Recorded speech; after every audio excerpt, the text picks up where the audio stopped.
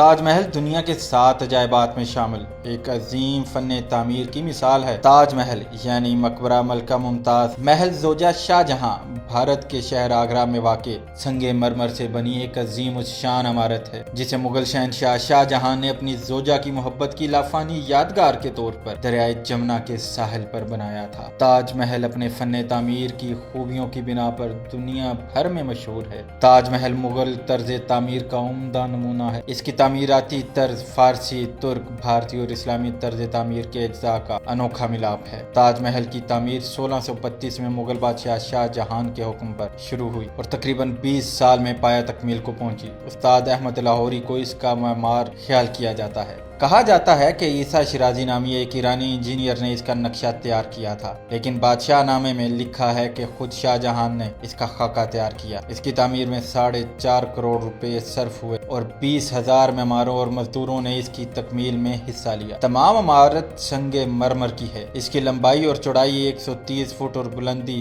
200 fit ہے۔ عمارت کی مرمری دیواروں پر رنگ برنگے پتھروں سے نہایت خوبصورت پچیکاری کی ہوئی ہے۔ مقبرے کے اندر اور باہر پچیکاری کی صورت میں قرآن شریف کی آیات نقش ہیں۔ عمارت کے چاروں کونوں میں ایک ایک مینار ہے۔ عمارت کا چبوترا جو سطح زمین سے 7 میٹر اونچا ہے، سنگ سرخ کا ہے۔ اس کی پشت پر دریائے جمنا بہتا ہے اور سامنے کی طرف کرسی کے نیچے ایک حوض ہے جس میں فوارے لگے ہوئے اور مغلیہ طرز کا خوبصورت باغ بھی ہے۔ اس مقبرے کے اندر ملکہ ممتاز محل اور شاہ جہاں کی قبریں ہیں۔ ہر سال اس تاریخی یادگار کو 30 لاکھ افراد دیکھنے آتے ہیں۔ یہ تعداد بھارت کے کسی بھی سیاحتی مقام پر آنے والے افراد کے مقابلے میں سب سے زیادہ ہے۔ تاج محل مغلیہ دور کے فن تعمیر کا ایک عظیم شاہکار ہے اور ایک ایسی بے مثال عمارت ہے جو تعمیر کے بعد ہی سے دنیا بھر کے سیاحوں کی توجہ کا مرکز بنی۔